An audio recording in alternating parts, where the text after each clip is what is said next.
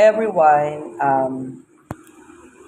Magandang araw sa inyong lahat. Gusto kong magbahagi ng ilang mga mahalagang bagay na tutunan ko sa paglilingkod sa ating Panginoon.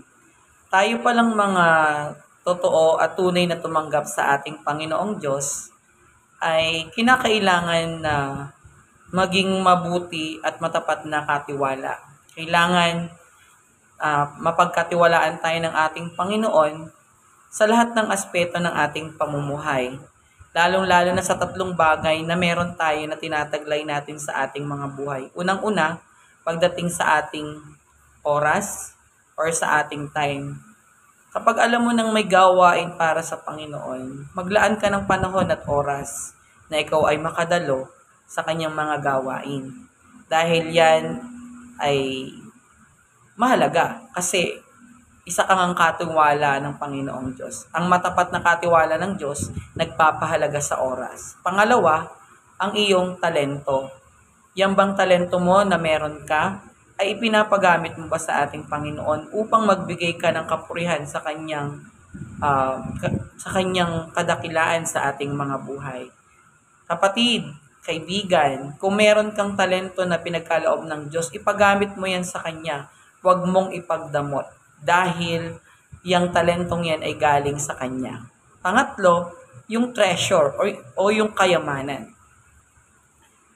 Yung kayamanan na yan, sa kung tutuusin mo, hindi naman kailangan ng Panginoon. Pero upang maging aktibo or maging mas malawak pa ang gawain ng Diyos, syempre kailangan yan para suporta din, no? Kailangan din nating ibahagi yung kayamanan na meron tayo. Huwag tayong maging maramot na magbigay pagdating sa gawain ng Diyos. Dahil isang bagay na kinakailangan natin na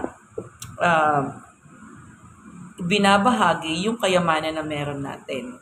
Kasi sabi nga, mas masarap magbigay pagdating sa gawain ng Diyos. Kaya huwag kang magdalawang isip na hindi ka makapagbigay sa ating Panginoong Diyos. At sa pagiging mabuti at matapat na katiwala ng Diyos, may tatlong bagay na kailangan na matutunan natin. Unang-una, ang mabuti at matapat na katiwala ng Diyos, kailangan unang-unang ginagawa niya, sinisiyasat niya ang kanyang sarili. Kasi kailangan natin lagi na pinapasiyasat natin ang ating mga sarili dahil ito ay upang matiyak natin kung bagang nakakasunod pa tayo sa kalooban ng Diyos. At pangalawa naman, kailangan natin na ang mabuting at matapat na katiwala ay merong pagtitimpi sa kanyang sarili. Siyempre naman, kailangan natin yan. Iba ka na di ba? Hindi ka na namumuhay sa dati mong pamumuhay. Ngayon inakay Kristo ka na, isa kang katiwala. Kailangan magkaroon ka ng controlled life. No, kung nagagalit ka, makokontrol mo yan sa pamamagitan ng gabay ng banal na Santong Espiritu ng ating Panginoong Diyos. At pangatlo, ang isang mabuti at matapat na katiwala ng Diyos ay may pagsasakripisyo. No?